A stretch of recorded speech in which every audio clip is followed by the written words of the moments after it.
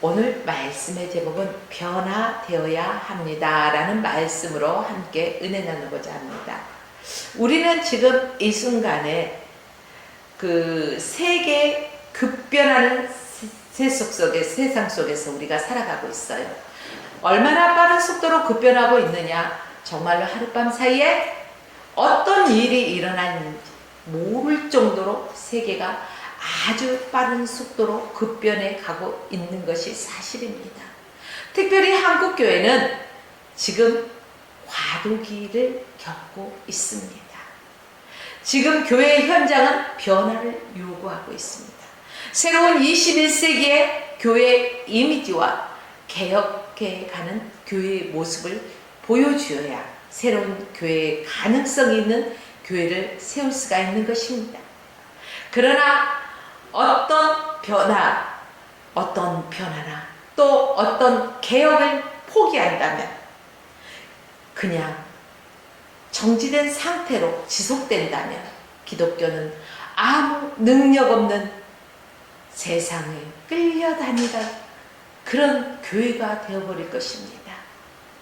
만일 교회가 세상에 파묻혀서 세상에 이끌려 다닌다면 세상과 약간 다를 정도의 모습이라면 교회는 눈물을 흘리고 회개하고 주님께서 세운 교회의 모습으로 다시금 회복되어야 할 것입니다. 사랑하는 여러분들이요, 교회가 회복되기 위해서는 어떻게 해야 될까요? 우리 모든 그리스도인들이 회복되어야 할 것입니다. 교회가 회복되면 세상을 향해 빛으로 존재하며 세상을 향해 능력을 선포하면서 나아갈 수 있는 것입니다. 우리는 수많은 쓰라린 과거를 알고 있죠. 교회가 원칙에서 벗어나 사람들이 원하는 쪽으로, 사람들이 듣기 좋은 쪽으로, 또 사람들의 입맛에 맞는 그러한 말씀이 맞춤형으로 나가는 교회들이 얼마나 많습니다. 그러다 보니 교회는 세상으로 흘러가는, 세상적으로 혼합된 이런 모습들을 많이 보여주고 있습니다. 세상적인 사상이 그대로 교회 안에 스며들죠. 세상의 문화가 그대로 교회 안에 스며들면서부터 결국 교회의 방향은 어때요? 어디로 가는지를 알지 못하고 부흥이 아닌 멈춰서 버린 것입니다. 정말 그렇듯하지 않습니까? 교회는 주일에 예배드리니까 평일에는 비어 있으니까 세상 문화 콘텐츠들을 가져와서 이 안에서 교회의 문턱을 낮춘다. 말은 정말 그럴싸합니다.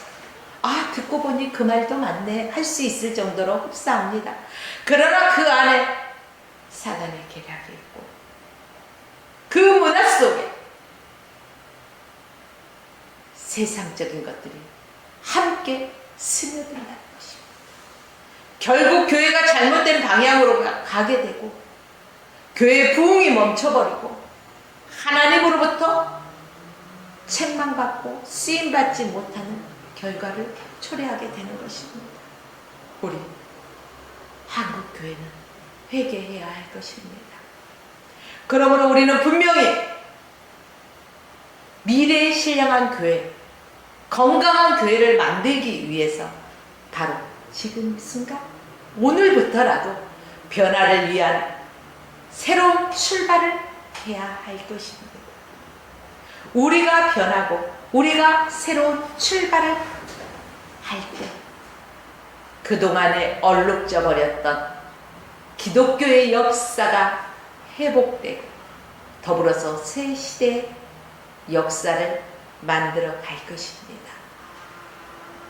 그런 차원에서 우리는 심각하게 우리 자신에게 질문을 던져볼 필요가 있습니다. 나의 인격과 나의 영혼은 새로운 시대를 향해서 어떤 모습으로 변화되어야 하는가? 하나님께서 새 시대에 어떤 변화를 저와 여러분들에게 원하고 계실까? 하나님께서는 세상에 있는 주님의 피값으로 세인 교회를 향해서 어떤 변화를 원하고 계실까? 우리 화평교회를, 화평방송 어떤 변화를 요구하고 계실까? 우리는 질문을 던져볼 필요가 있습니다. 여러분이 참으로 그리스도인이라면 누구나 나를 구원하신 예수 그리스도를 닮고 싶어 하는 것은 당연한 열망입니다.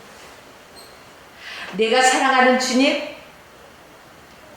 그 예수 그리스도의 인격과 주님의 아름다운 모습이 내 인격 속에, 내 삶 속에 깊이 부각되도록 변화를 원할 것입니다. 여러분, 조금 엉뚱한 질문 같을지 모르겠어요. 두 가지 질문을 한번 해볼까요? 먼저는, 여러분은 교회가 어떤 곳이라고 생각하십니까? 각자가 생각하는 게 다를 거예요. 한번 자신에게 질문해 보자고요. 두 번째 질문은요. 왜 교회를 다니고 계십니까? 라는 질문. 그래, 교회는 어떤 곳일까? 나는 왜 교회를 다니고 있을까? 저 사람은 왜 교회를 다닐까? 이러한 질문을 해보자고요. 이 질문마저도 여러분 선뜻 대답하시겠습니까?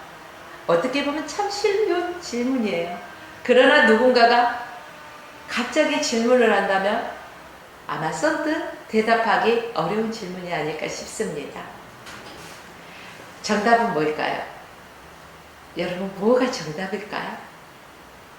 혼란스럽죠?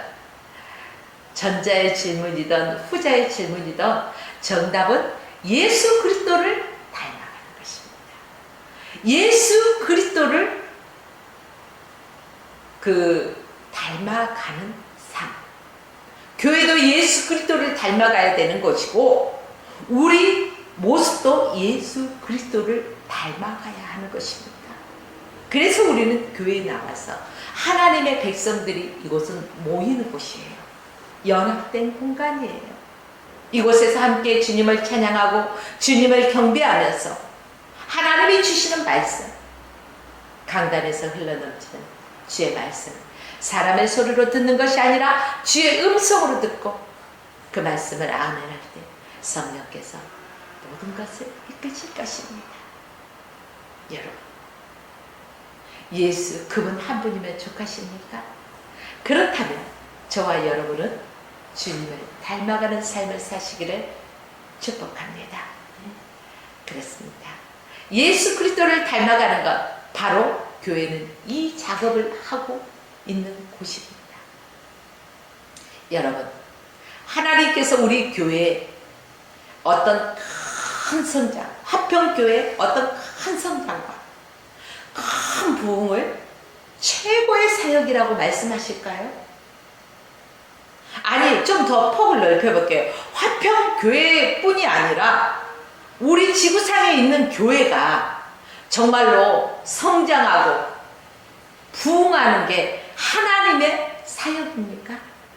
물론 그렇다고 할 수도 있겠지만 주님이 진정 원하시는 것은요, 그 외적인 부흥보다는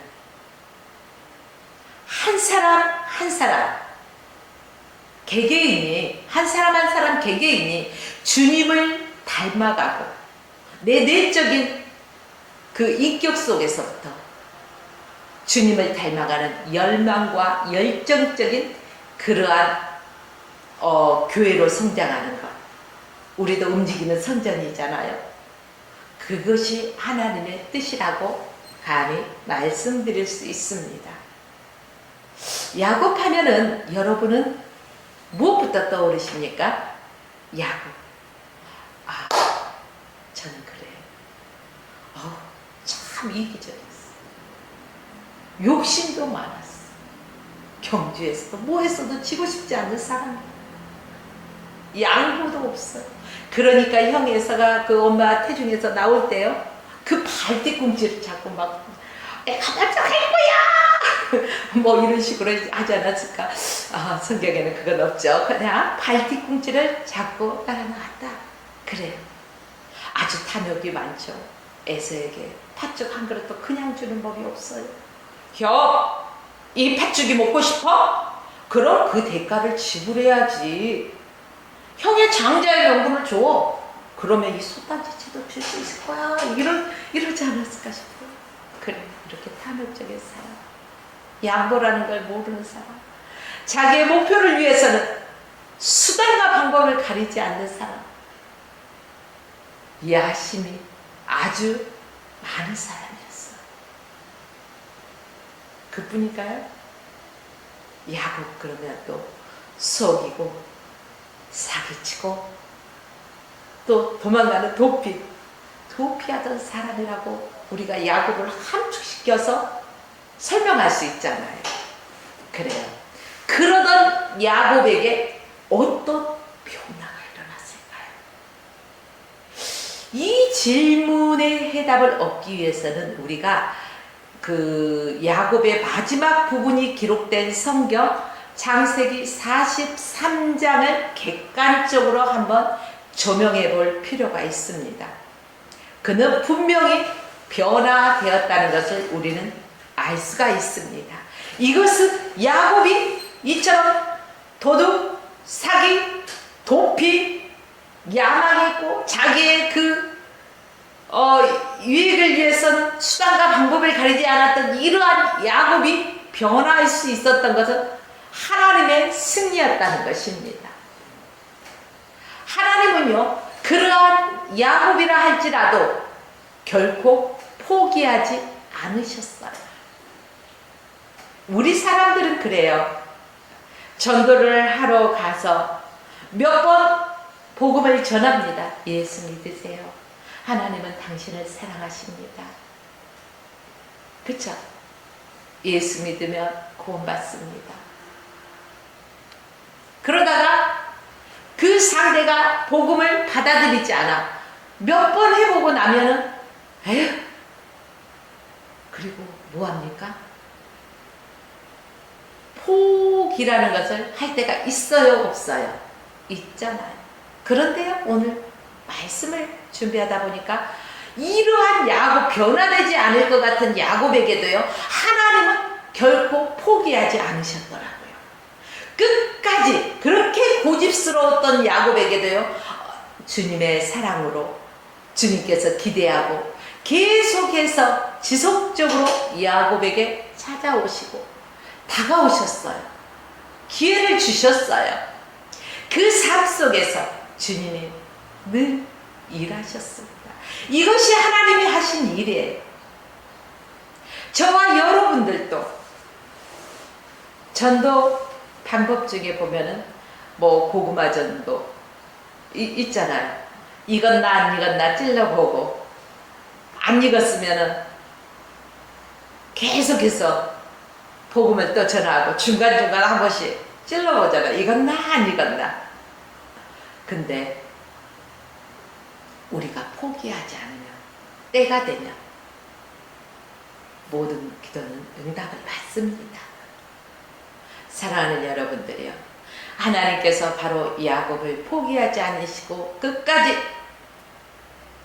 다가가셨고 함께 하시고 기회 주셨듯이 오늘도 하나님은 저와 여러분을 찾아오셔서 기다려주시고 함께 하시면서 기회를 주신다는 사실을 기억하십시오.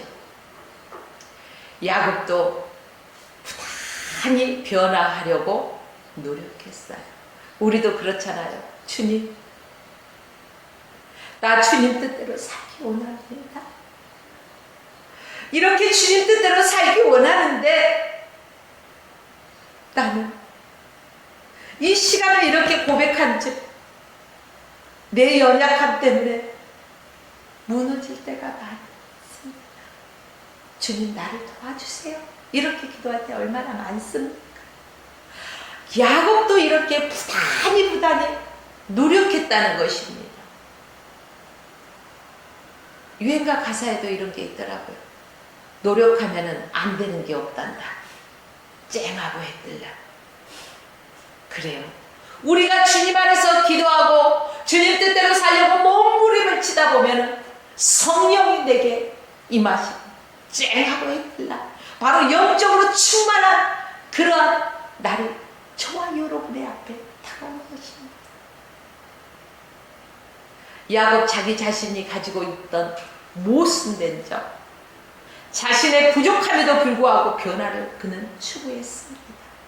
실수할 때마다 주님의 은혜를 붙들었던 사람입니다. 그는 어떤 모습으로 변화되었습니까? 창세기 46장 26절로 27절 말씀해 보니까 야곱의 집안 식구들이 몇 명이었을 것 같아요?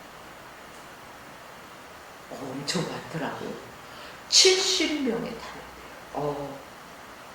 이 큰 식구들을 거느리고 있던 야곱이요, 기근 중에 양식을 많이 사오라겠어요? 조금 사오라겠어요? 조금 사오라겠어요. 요거 야곱의 예전 모습에서는 상상할 수 없잖아요. 욕심이 많았거든요. 그런데 먹을 양식을 조금 구해오라는 것이죠. 그는 이제 필요한 것만으로도 자족할 줄 알게 된 사람이에요. 굳이 욕심을 부리지 않아도 된다는 것을 알았다는 거예요. 여러분, 또 우리가 욕심 부리면 안 된다는 것을 어디에서 알 수 있을까요? 이스라엘 백성들이 출애굽하여 광야에 갔을 때 어때요? 하나님께서 그들에게 무엇을 주셨어요? 만나와 메추라기를 주셨죠. 그런데 만나와 메추라기를 욕심 부려서 많이 거두라겠어요? 아니면은 그날 먹을 것만 거두라고 했어요? 욕심 부리지 말고 그날 먹을 것만 거둬. 그런데도 사람들은 어때요?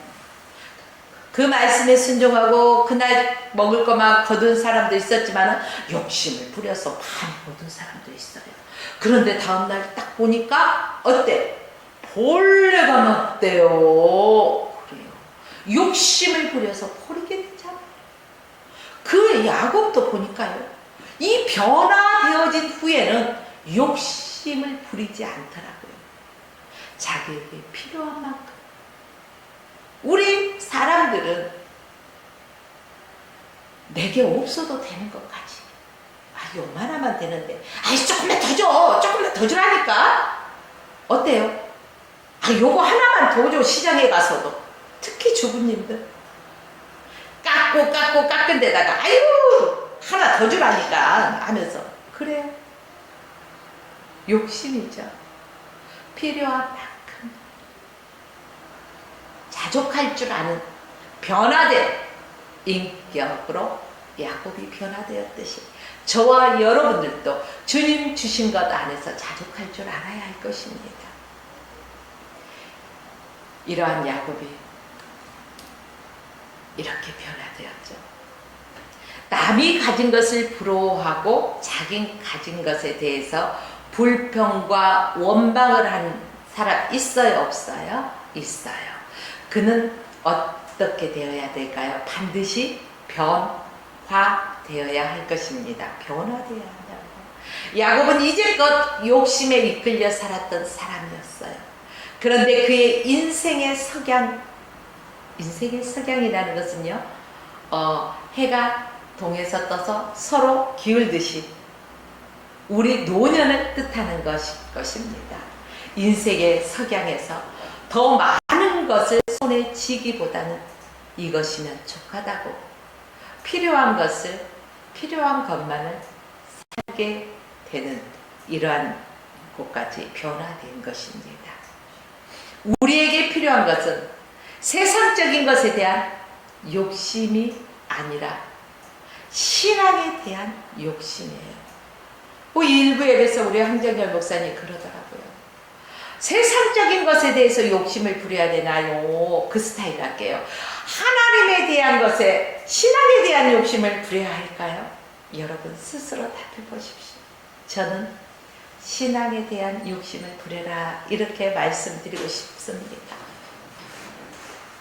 여러분,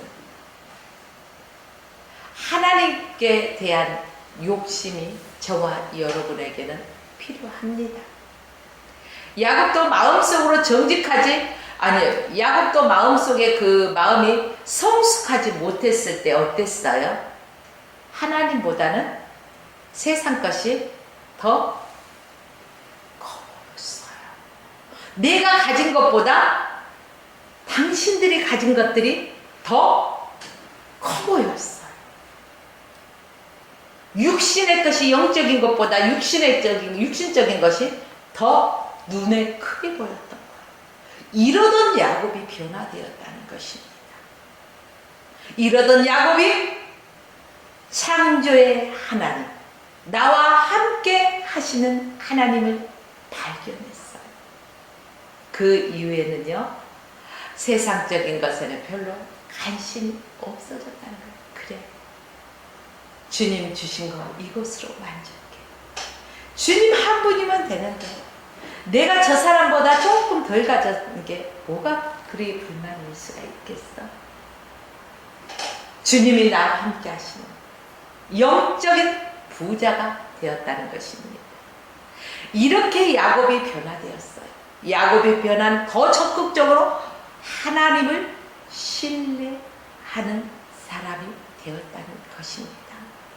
바로 야곱은 전능자, 바로 전지전능하신 하나님을 신뢰하는 사람.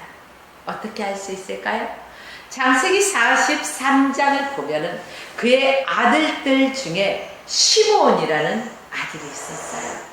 근데 기근이 들었을 때 애굽에 양식을 사러 보냈잖아요. 그때 시므온은 어때요? 도둑질했다는 그러한 누명으로 인해서 잡혀 있잖아요. 애굽 땅에 잡혀 있어요. 이 소식을 들은 야곱은 이렇게 말해요. 그의 전생에 걸쳐 보면은요, 처음 있는 말이에요. 뭘까요? 전능하신 하나님을 고백하고 있는 말을 야곱이 처음으로 한 때가 바로 이때라는 것입니다. 창세기 43장 14절 말씀에 보니까요, 전능하신 하나님께서 그 사람 앞에서 너희에게 은혜를 베푸사 그 사람으로 너희 다른 형제와 베냐민을 돌려보내기를 원하노라. 내가 자식을 잃게 되면 이르리로다. 이렇게 전지전능하신 하나님을 신뢰하는 모습을 볼 수가 있습니다.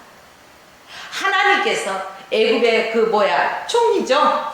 야곱 요셉이, 근데 자기 아들인지 모르잖아요. 잃어버렸던 아들인지 몰라. 그래서 그 총리 앞에서 하나님께서 너희들에게 은혜를 베풀 것이니까 너희들 걱정하지 마. 하나님께서 그 다른 형제와 베냐민까지 함께 돌려보낼 거야. 그러니까 걱정하지 마. 만약에 하나님이 그리 아니하실지라도 너희들 믿음으로 나가라는 거예요. 이것이 바로 야곱의 변화된 모습이라는 것입니다. 하박국에서도 보면요, 그리 아니하실지라도 나는 주님께 감사한다는 거예요. 그런데 우리는 우선순위가 바뀌었어요. 하나님이 요것 해주면 요것 할게요. 주께서 먼저 행하시면 그거 보고 내가 할까 말까. 이건 믿음이 아니에요, 여러분. 믿음이라는 것은 주께서 그리 아니하실지라도 나는 주께 감사하면서 믿음으로 바라보면서 나가는 거예요. 이게 야곱의 변화된 모습 속에 자식을 잃게 되더라도 하나님을 신뢰하는 믿음이 있었다는 거예요. 그는 어머니의 태중에서까지도 서두에서 말씀드린 바 형 에스테 발뒤꿈치를 잡고 따라 나올 정도로 태중에서도 양보하지 않으려고 안간힘을 썼던 사람이었어요. 또 라헬이란 여인이 아리따워 보여서 그 여인을 얻기 위해서 7년의 세월도 정말로 희생했던 사람입니다. 이제껏 야곱의 인생 사전에서는요, 양보라는 단어가 찾아볼 수가 없었어요. 그러던 야곱의 인생 사전에 없었던 일이 일어나는 거예요. 자식을 어떻게 이러던 야곱이 포기할 수 있겠어요? 변화되지 않는 야곱의 모습 속에서는 결코 자식을 포기할 수 없었던 모습이에요. 그러나 변화된 야곱의 모습 속에서 잃게 되면 잃으리라. 이것이 포기 같죠? 그러나 여러분 실상 더 깊이 우리가 성경에 들어가 보면요, 야곱의 포기가 아니라 전지전능하신 하나님을 신뢰하는 믿음이었던 것입니다. 오늘날 저와 여러분도 하나님을 신뢰하고 나아가는 그러한 강하고 담대한 믿음이 필요한 시대에 저와 여러분이 살아가고 있는 것입니다. 야곱이 전지전능하신 하나님을 깨닫기 전에는 속이고 목적을 달성하기 위해서는 몸부림쳤는데, 그의 전 생애를 통해서 하나님이 일하신 그 체험을 통해서 얻은 것은요, 하나님은 전지전능하시다. 사과를 여러분 보면, 나무에 달린 사과를 보면 어때요? 빨갛게 잘 익었어. 아주 반짝반짝하게 해가 아주 사과를 비추는데, 와, 어때? 보암직스럽죠? 사과가지고, 그죠? 근데 아주 침이, 입안에 침샘이 돌아요, 안 돌아요? 침샘이 착 도니까 입안에 침안이 고이면서요, 침도 꼴깍 이렇게 삼키는 거예요. 얼마나 먹으면. 그런데 그 사과 맛을 안 먹어봐서 알 수 있어요, 몰라요? 먹어보면 알까요, 모를까요? 알겠죠. 아, 이 사과가 그냥 푸석푸석하구나. 아, 이 사과가 아삭거리는 사과구나. 아, 이 사과는 꿀사과고 아주 단물이 줄줄줄줄줄 흘리는구나. 우리가 먹어봐야 맛을 알 거 아니에요. 이처럼 하나님의 역사하심을 경험해보지 못하는 사람은요, 아무리 들어도 몰라. 그래서 전도할 때 어떻게? 사람의 지혜로 하지 아니하고 성령에 이끌려서 해야 되는 거예요. 와 보라. 뭐 구차한 설명 없어요. 일단 와 봐. 그러면 말씀을 통해서 성령께서 강타하시면은 그 사람이 변화되는 것입니다. 바로 야곱 같은 사람도 주님의 그 성령을 통해서, 주님의 일하심을 통해서 그가 전능하신 하나님을 경험하고 알게 되는 것입니다. 그렇습니다. 우리들도 이처럼 마찬가지라는 거예요. 내가 주님의 사람으로 변화되어야만이 새 사람으로 살아갈 수 있는 것입니다. 새 인생을 살아가는 것은 전능하신 하나님을 체험하는 거예요. 그래서 우리는요, 체험적인 신앙이 흔들리지 않고 견고하다 이렇게 말을 하곤 합니다. 먹어봐야지 맛을 알듯이 성령 체험을 해봐요. 하나님의 은혜를 받아본 자만이 그 은혜를 안다는 거예요. 사랑하는 여러분들이요, 새 시대에 많은 변화와 어려움이 있다고 하여도 우리는 두려워하지 않는 것은 뭘까요? 무엇 때문에 두려워하지 않으십니까? 주께서 나와 함께 하시기 때문에 나는 두렵지 않습니다. 어린아이가 어깨들 형님 앞에 지나가면서도요, 쫙 막 힘있게 다니잖아요. 왜 그럴까요? 나의 아버지가, 나의 엄마가 함께 하기 때문에 그렇잖아요. 저와 여러분들도 이렇게 강하고 담대하기를 원하시는 하나님의 마음이 뭘까요? 아버지, 나의 하나님 아빠가 나와 함께 하시기 때문에 여러분들과 함께 하시기 때문에 주님께서 말씀하십니다. 강하라 담대하라 내가 세상을 이겼노라 이렇게 말씀하십니다. 그렇습니다. 주님은 우리를 늘 도와주셔요. 눈에 보이지 않는 공기처럼 우리의 눈에는 보이지 않지만 늘 나와 함께 하심을 믿으십시오. 그리고 그 전지전능하신 하나님께서 나와 함께 하시기 때문에 여러분 어느 곳에서든지 그리스도인이라는 것을 부끄럽게 생각하지 마시고 나는 하나님의 자녀야 라고 밝히십시오. 음식 앞에서도요. 남이 보니까 기도도 하고 먹고 아니요 이러면 안 돼요. 분명하게 주신 것에 대한 하나님께 감사할 줄 아는 매 순간순간 감사할 수 있는 저와 여러분의 삶이 되어야 할 것입니다.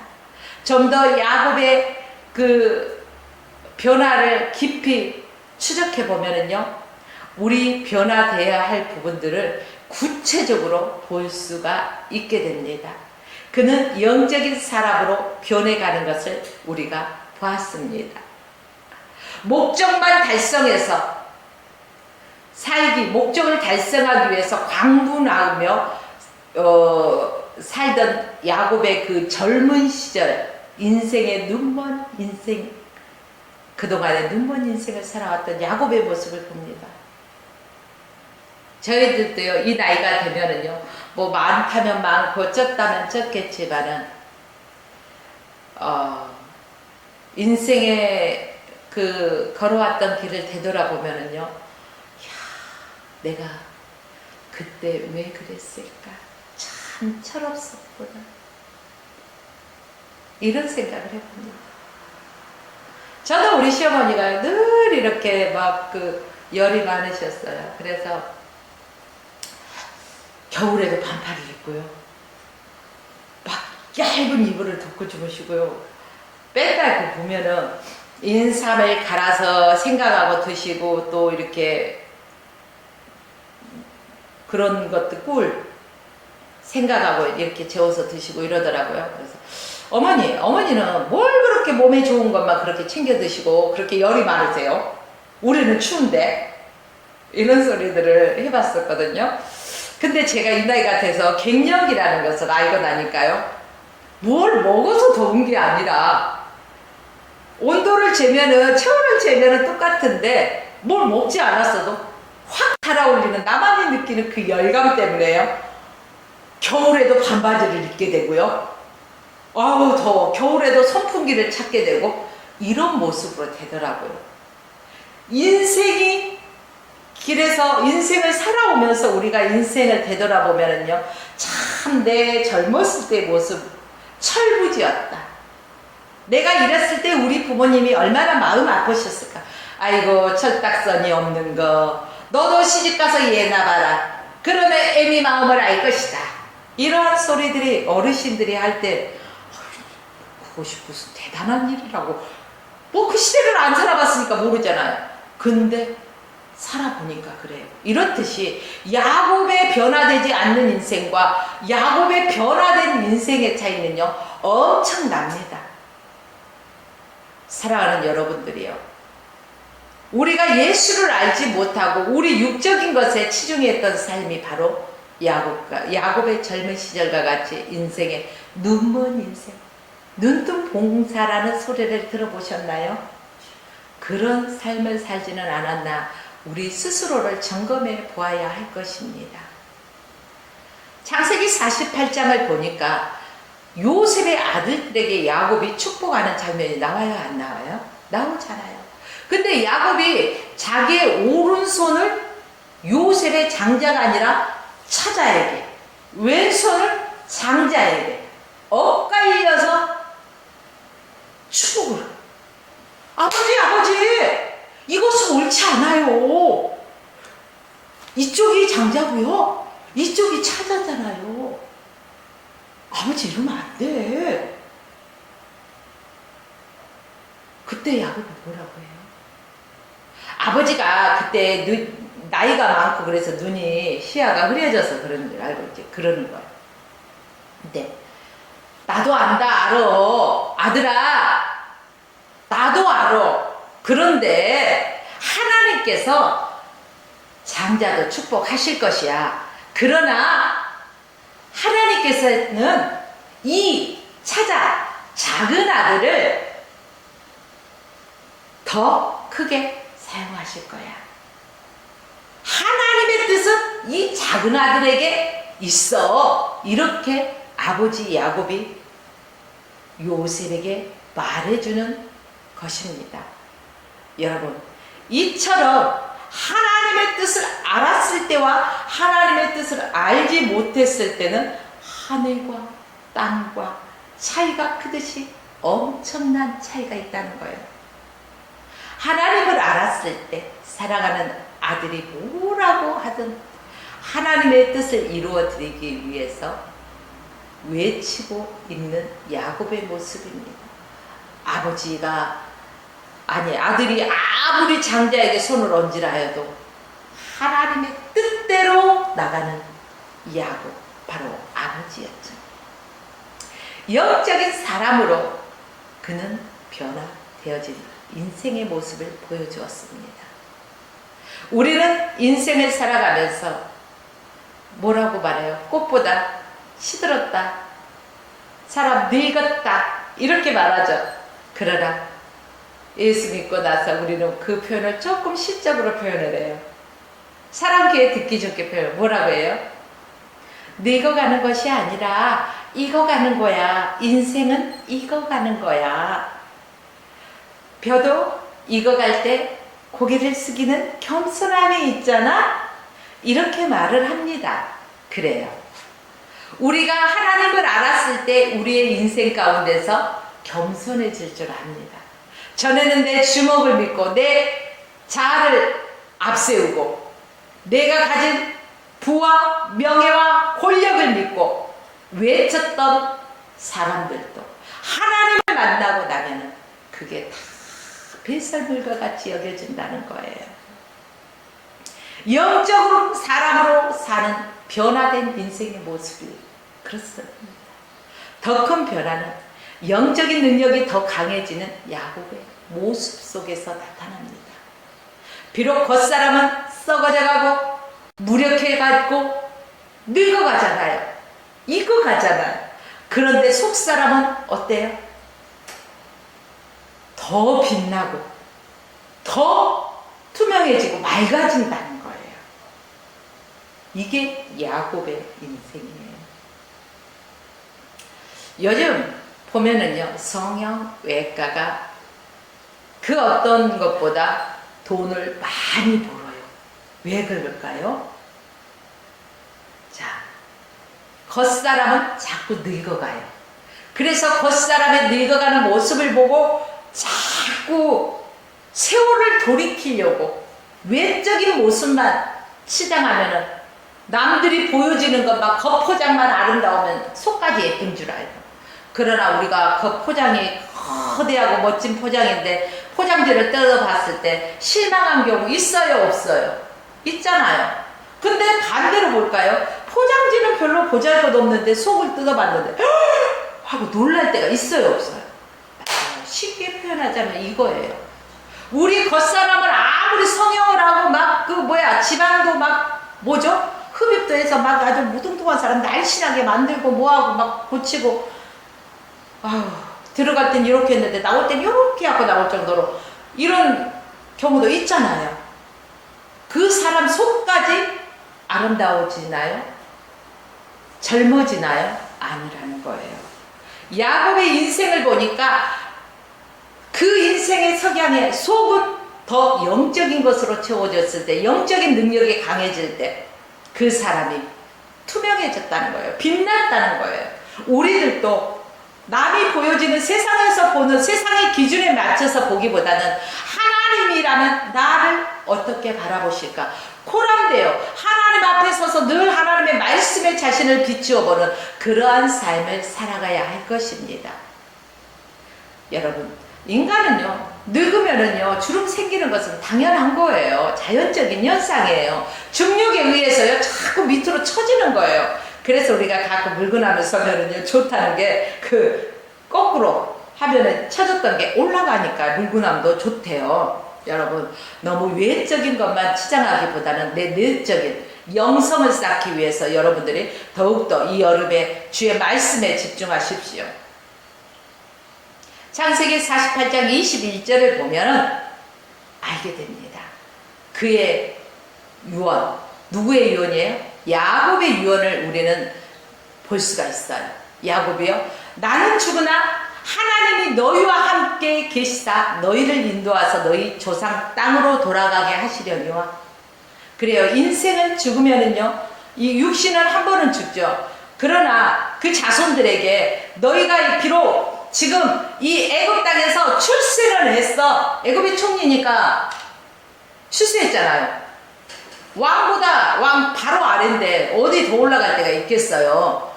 그 나라에서 바로 왕을 제외한 나머지 제일 높은 자리인데 그 나라를 그 높은 권력 자리에서 떠나고 싶겠어요? 안 떠나고 싶겠어요?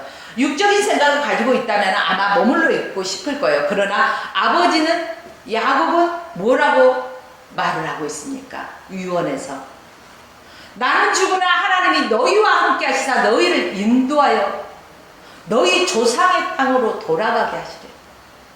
하나님이 약속하신 땅으로 돌아가는 거예요. 여기에 머물러 육적인 것에 머물러 있지 말라는 것입니다. 내가 여기가 좋사오니 하지 말라는 거예요. 늘 하나님의 뜻대로 하나님의 부르심에 의해서 우리는 저 십자가의 표대를 향해 우리는 다른 박질에 나가야 한다는 것입니다. 믿음으로 나가야 한다는 것입니다. 믿음의 경주에서 우리는 뒤로 쳐져서는 안 된다는 것입니다. 경주장에 가보십시오. 뭐 오토바이 경주가 됐던 자동차 경주가 됐던 뭐 마라톤이 됐던요. 그 경주하는 사람들의 모습을 보면요 한 가지 공통점이 있어요. 뒤돌아보지 않고 목적지를 향해서 달려간다는 거.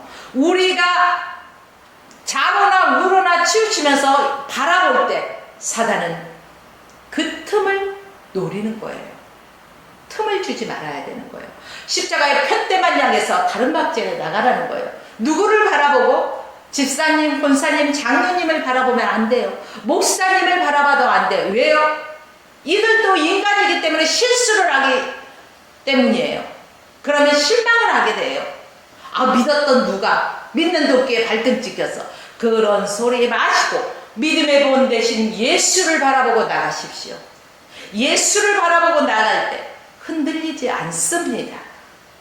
여러분, 이러한 야곱의 유언, 자손들의 성공한 땅에서 응거할 것을 원하지 않았습니다. 애굽의 영화로운 그것에 만족하는 삶을 원하지 않았다는 것입니다. 나도 안다. 주께서 너희들을 다시 시온의 땅으로 돌이킬 것이야. 이것이 고향이기 때문에 너희들은 반드시 돌아가야 돼. 우리 찬송가 있잖아요. 본향으로 돌아가. 그쵸? 우리가 온 곳으로 돌아간다는 거예요. 본향. 주님 계시는 거. 사람은요 귀향의 고집이 있죠. 본능이 있어요. 근데 여기에서는 귀향의 고집이 아니라 하나님의 약속의 그 땅에 이루어져 가야 된다는 것입니다.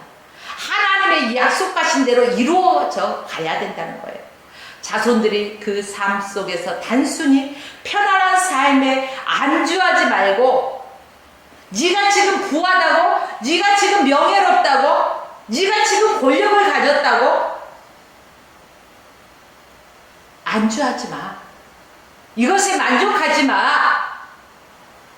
너는 하나님의 뜻을 따라야 돼. 너는 하나님의 백성이야. 시온의 땅으로 반드시 돌아가야 돼. 하나님의 뜻이 거기서 이루어질 거야. 하나님의 뜻을 먼저 생각하는 거예요. 인생 말년에 더 환하게 비춰오는 영적인 통찰력이 생겼어요. 야곱이. 여러분, 우리가 10년 전이나 20년 전이나 지금이나 어린아이 같은 신앙이면 안 된다는 거예요. 하나님 마음이 아파요. 자녀가 성장해야 될 때 어린아이가 태어나면은 응애응애하고 울 때가 있고 또 뒤집을 때가 있고 앉을 때가 있고 걸음마를 할 때가 있고 달릴 때가 있는 거예요. 이게 성장이에요. 이렇듯이 우리의 신앙도 성장해야 된다는 것입니다. 성숙해져야 가야 된다는 거예요. 어떻게 성숙할까요? 자꾸 하나님의 말씀을 사모해야 돼요. 그 얼굴을 구해야 되는 거예요. 누구의 얼굴? 영의 얼굴? 순의 얼굴? 철의 얼굴? 아니요. 하나님의 얼굴을 구해야 되는 거예요. 주님의 뜻을 구해야 되는 거예요. 이럴 때 우리가 영적으로 성장하고, 우리가 영적으로 성장할 때는요, 우리의 그 영적인 통찰력이 생기는 거예요. 성령 안에서. 사랑하는 여러분들이요, 우리 인생 말년에 우리가 한 해 한 해 세상적인 나이가 먹어가면 먹어갈수록 우리 영적인 것도요 더욱더 성숙해 나가기를 원합니다. 사랑하는 성도 여러분, 지금 세계는 어떻게 한다고 했죠? 이제 말씀을 정리하는 거예요. 급변해 가고 있다고 했잖아요. 이럴 때 이 변화 속에 교회도 함께 변해야 되는 거예요. 진정한 교회의 변화는 나 자신의 변화부터 시작됩니다. 나로부터 시작되리. 맞죠? 누구도 안 하는 데가 아니라 나로부터. 아유, 오늘 기도하자고 뭐 오라겠는데 아무도 안 왔네? 그리고 휙 가버리는 사람이 있는가 하면, 누가 오든 안 오든 약속한 시간에 나와서 예배당에서 내 자리를 지키면서 기도하는 그 모습을 하나님이 보고 계셔요. 집중해서 보고 계셔요. 그래, 개똥이 소똥이 말똥이는 안 나왔어도 너는 이 자리에 나와서 나의 은총을 구하는 자구나. 내가 내게 무엇 해주기를 원하느냐? 주님이 그러실 거예요. 사랑하는 여러분들이요, 알파는 뭘까요? 우리는 알파와 오메가 대신 하나님을 믿잖아요. 처음과 끝 되시는 하나님. 그래요. 알파는 시작을 의미하고 있습니다. 시작을 잘하면은요, 목표 달성도 할 수가 있습니다. 그래서 우리 엄마가 옛날에 완두콩 같은 거 까서 밥을 해 먹으면 참 맛있잖아요. 한 자루씩 이렇게 거실에다 갖다 놓고 까. 이렇게 또 비 오는 날이면 같이 까면서, 아, 엄마, 이 많은 거 언제 까? 그러면서 입이 대빨 나와. 그럼 엄마는, 야, 세상에 눈같이 게으른 거 없다.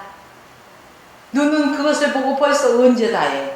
게으른 소리를 하게 하는데, 손같이 빠른 것이 없다. 아무리 그거 하다 보면, 많다고 해도 하다 보면은 금방 다 된다. 엄마는 이런 말을 하셔요. 이렇듯이 시작이 반이에요. 시작이 반. 우리가 변화되기 위해서 우리가 시작할 때, 무언가를 시작할 때 그 결단 안에 성령께서 함께 하시고 성령께서 인도하셔서 우리가 하나님의 뜻대로 변화되는 그러한 삶을 살아가기를 원합니다. 그래서 우리 하평교회 성도 여러분, 하평방송 시청자, 애청자, 성도 여러분, 우리 모두는 변화되어진 인생을 살아가기를 원합니다. 변질은 나쁜 쪽으로, 부정적으로 되는 거예요. 그러나 변화는 좋은 방향으로 흘러가는 것입니다.